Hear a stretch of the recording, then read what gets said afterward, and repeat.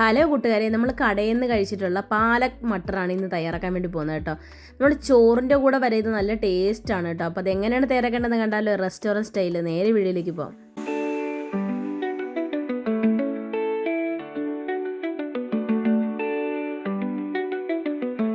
അപ്പോൾ അതിനായിട്ട് ഞാനിപ്പോൾ ഇവിടെ നമ്മൾ കുതിർത്ത് വെക്കുന്ന ബീൻസാണ് കേട്ടോ എടുത്തിരിക്കുന്നത്.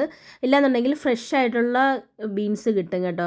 നമ്മൾ കടയിൽ നിന്നൊക്കെ ഇപ്പോൾ സൂപ്പർ മാർക്കറ്റിലൊക്കെ അവൈലബിൾ ആണ്. അങ്ങനെ ഉണ്ടെങ്കിൽ നമ്മളിങ്ങനെ വേവിക്കേണ്ട ആവശ്യമില്ല, നേരിട്ട് കറിയിലോട്ട് ചേർത്ത് വേവിച്ചെടുത്താൽ മതിയേ. അപ്പോൾ എൻ്റെ കയ്യിൽ അതല്ല, ഫ്രഷ് ബീൻസ് അല്ല, ഞാൻ കുതിർത്തെടുത്തതിന് ശേഷം അതൊന്ന് വേവിച്ചെടുത്താണ്. ഒരുപാട് വെന്തുടഞ്ഞു പോകരുത് കേട്ടോ, മുക്കാൽ വേവിലെടുത്താൽ മതി. അപ്പോൾ അതവിടെ മാറ്റി വെച്ചിട്ടുണ്ട്. പിന്നെ പാലക്ക് നല്ലപോലെ കഴുകി വൃത്തിയാക്കി എടുത്ത് വെച്ചിട്ടുണ്ട്. അത് ഒരു കെട്ടാണ് എടുത്തിരിക്കുന്നത്. അത് നമുക്ക് കുറച്ച് വെള്ളം ചൂടാക്കിയതിന് ശേഷം അതിനകത്തേക്ക് ഇട്ട് കൊടുക്കുവാണ് കേട്ടോ. നമ്മുടെ പാലക്കിൻ്റെ ഇല ഇട്ട് കൊടുക്കുവാണ്.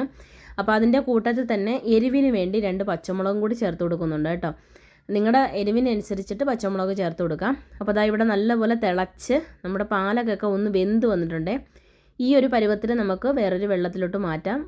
ഞാനിപ്പോൾ ഇവിടെ കുറച്ച് ഐസ് വെള്ളമാണ് എടുത്തിരിക്കുന്നത്. അതിനകത്തേക്ക് ഇട്ട് കൊടുക്കുവാണ് കേട്ടോ. അതൊന്ന് പെട്ടെന്ന് ആറി വരാൻ വേണ്ടിയാണ് അതിനകത്തേക്ക് ഇട്ട് കൊടുക്കുന്നത്. നമ്മൾ പച്ചമുളകും അതുപോലെ തന്നെ അതിനകത്തേക്ക് ഇട്ട് കൊടുക്കുന്നുണ്ട് കേട്ടോ. അതിന് ശേഷം ഒന്ന് ആറി വരുന്ന സമയത്ത് നമ്മൾ അതിനകത്തുനിന്ന് എടുത്ത് നല്ലതുപോലെ ഒന്ന് പിഴിഞ്ഞെടുക്കണം. പിഴിഞ്ഞ് അതിനകത്ത് ഒട്ടും വെള്ളമില്ലാതെ തന്നെ പിഴിഞ്ഞെടുക്കണം. പിഴിഞ്ഞെടുത്തതിന് ശേഷം വേണം നമ്മൾ അരച്ചെടുക്കാൻ. വേറെ വെള്ളമൊന്നും ചേർക്കുന്നില്ല, കാരണം ഐസാണ് ചേർക്കുന്നത്. അപ്പം ഈ വെള്ളം കൂടി ഉണ്ടെങ്കിൽ ഒരുപാട് വെള്ളം പോലെ ആയിപ്പോകും.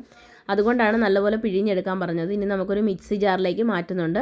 കുറച്ച് ഐസും കൂടി ഇട്ട് നല്ലപോലെ അരച്ചെടുക്കണം. ഈ ഐസ് ഇട്ട് അരച്ചെടുക്കുമ്പോൾ നമുക്ക് ആ പച്ച കളറ് നല്ല ആ ഒരു നാച്ചുറലായിട്ട് തന്നെ കിട്ടും കേട്ടോ. അപ്പോൾ അതവിടെ മാറ്റി വെച്ചിട്ടുണ്ട്. നല്ല മഷി പോലെ തന്നെ അരച്ചെടുക്കണം കേട്ടോ.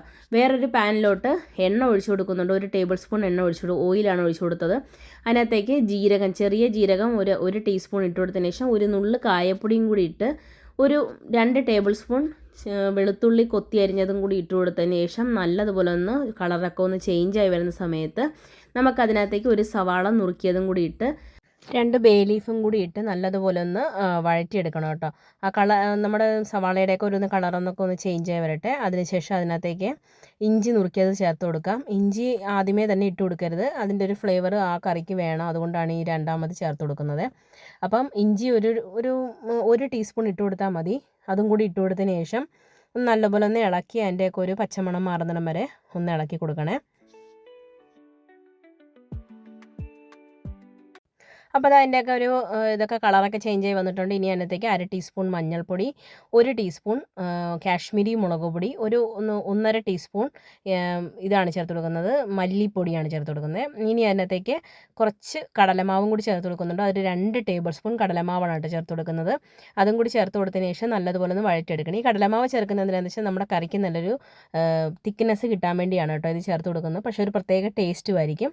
അപ്പോൾ അതും കൂടി ചേർത്ത് കൊടുത്തതിന് ശേഷം നല്ലതുപോലെ ഒന്ന് ഇളക്കി അതൊന്ന് നല്ല കട്ടിയായിട്ട് വരണം കേട്ടോ. ഇതെല്ലാം കൂടി നല്ലപോലെ കുഴഞ്ഞൊരു പരുവത്തിൽ വരും. അതുവരെ ഒന്ന് നമ്മളൊന്ന് ഇളക്കി കൊടുക്കണം കേട്ടോ. അപ്പോഴത്തേക്കും നമ്മുടെ കടലമാവൊക്കെ നല്ലപോലെ അതിൻ്റെ ഒരു പച്ച മണമൊക്കെ മാറി നല്ലപോലെ ഇതായി വന്നിട്ടുണ്ടായിരിക്കും. ഇനി നമുക്ക് അതിനകത്തേക്ക് പാലൊക്കെ അരച്ചത് ചേർത്ത് കൊടുക്കുവാണേ. അതും കൂടി ചേർത്ത് കൊടുത്തതിന് ശേഷം വെള്ളം വേണമെന്നുണ്ടെങ്കിൽ കുറച്ച് ചേർത്ത് കൊടുക്കുക കേട്ടോ. ഞാനിപ്പോൾ ആ മിക്സി ജാറ് കഴുകി കുറച്ച് വെള്ളം ചേർത്ത് കൊടുത്തായിരുന്നു കേട്ടോ. അപ്പോൾ അതും കൂടി ചേർത്ത് കൊടുത്തതിന് ശേഷം നല്ലതുപോലെ ഒന്ന് ഇളക്കി യോജിപ്പിച്ചെടുക്കുക. ഒരുപാട് വെള്ളം ചേർത്ത് കൊടുക്കണ്ട, കുറച്ച് വെള്ളം ചേർത്ത് കൊടുത്താൽ മതി. ഇനി നമുക്ക് ആ പാലക്കും ആ മസാല എല്ലാം കൂടി നല്ലതുപോലെ ഒന്ന് മിക്സായി വരുന്നിടം വരെ ഒന്ന് ഇളക്കി കൊടുക്കാം കേട്ടോ.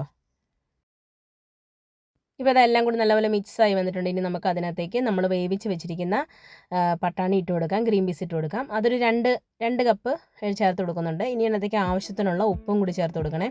ഇനി നമുക്ക് ആ പാലക്കും ആ പീസും എല്ലാം കൂടി നല്ലതുപോലെ ഒന്ന് മിക്സായി വരുന്നിടം വരെ ഒന്ന് വഴറ്റിയെടുക്കാം. എന്നിട്ട് നമുക്കത് അടച്ച് വെച്ച് ലോ ഫ്ലെയിമിൽ വെച്ചിട്ട് ഒന്ന് വേവിച്ചെടുക്കണം കേട്ടോ. ഞാൻ പറഞ്ഞിട്ടുണ്ടായിരുന്നു പട്ടാണി കുതിർത്തെടുത്തതാണെന്ന്. അപ്പോൾ ലോ ഫ്ലെയിമിൽ വെച്ചിട്ട് നല്ലതുപോലെ ഒന്ന് വേവിച്ചെടുക്കണം. ഇനി നമുക്ക് അതിനകത്തേക്ക് 2 ടേബിൾ സ്പൂൺ തൈരാണ് ചേർത്ത് കൊടുക്കുന്നത്. തൈര് ചേർത്ത് കൊടുത്തതിന് ശേഷം നല്ലതുപോലെ ഒന്ന് ഇളക്കി അതുപോലെ തന്നെ അടച്ച് വെച്ചിട്ട് നമുക്ക് ഒന്നുകൂടെ വേവിച്ചെടുക്കണം. ആ തൈരിൽ ഇത് കിടന്നുകൊണ്ട് നല്ലതുപോലെ ഒന്ന് വെന്ത് എണ്ണയൊക്കെ തെളിഞ്ഞ് വരും. അതുവരെ ഒന്ന് വേവിച്ചെടുക്കാം കേട്ടോ. അപ്പോൾ ഇതാ എണ്ണയൊക്കെ തെളിഞ്ഞ് വന്നിട്ടുണ്ട്. ഇനി നമുക്കിതൊന്ന് ഇതിനകത്തേക്ക് കുറച്ച് ഗരം മസാല ചേർത്ത് കൊടുക്കണേ. ഗരം മസാല ഒരു 1/2 ടീസ്പൂൺ ഗരം മസാല ചേർത്ത് കൊടുക്കുന്നുണ്ട്. പിന്നെ ഇതിനകത്തേക്ക് ചേർത്ത് കൊടുക്കുന്നത് കസൂരി മേത്തിയാണ്. കസൂരി മേത്തി ഒരു 2 ടീസ്പൂൺ ചേർത്ത് കൊടുക്കുന്നുണ്ട് കേട്ടോ. കസൂരി മേത്തി എത്ര ചേർത്ത് കൊടുത്താലും നല്ല ടേസ്റ്റ് ആയിരിക്കും. 1 ടേബിൾ സ്പൂൺ വരെ ചേർത്ത് കൊടുക്കാവേ. അപ്പോൾ അതും കൂടി ചേർത്ത് കൊടുത്ത് ഒന്ന് കൈ കൊണ്ടൊന്ന് തിരുമ്മി ഇട്ട് കൊടുക്കണേ. അപ്പോൾ മാത്രമേ അതിൻ്റെ ഫ്ലേവർ നല്ലപോലെ ഇറങ്ങത്തുള്ളൂ. ഇനി നമുക്കതെല്ലാം കൂടി നല്ലതുപോലെ ഒന്ന് ഇളക്കി യോജിപ്പിച്ചെടുക്കാം. ഈ കസൂരി മേത്തി ചേർക്കുമ്പോൾ തന്നെ നല്ലൊരു ഫ്ലേവറാണ് കേട്ടോ വരുന്നത്. ശരിക്കും പറഞ്ഞാൽ ആ നോർത്ത് ഇന്ത്യൻ ആ ടേസ്റ്റ് വരണമെന്നുണ്ടെങ്കിൽ ഈ കസൂരി മേത്തി ചേർക്കണം. കസൂരി മേത്തി എല്ലാവർക്കും അറിയാമായിരിക്കും, നമ്മൾ കടയിലൊക്കെ അവൈലബിൾ ആണ് മേടിക്കാൻ വേണ്ടി.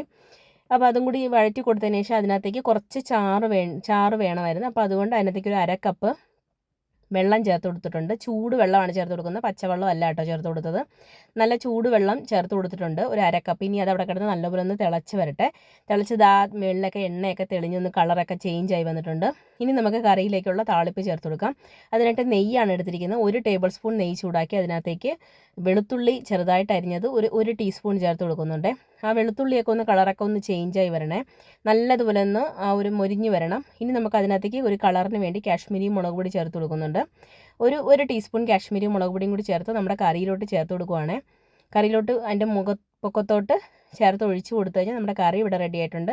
നോർത്ത് ഇന്ത്യൻ സ്റ്റൈലിൽ നമ്മൾ കടയിലൊക്കെ കിട്ടുന്ന പോലെ തന്നെ പാലക് മട്ടർ ഇവിടെ റെഡി ആയിട്ടുണ്ട് കേട്ടോ.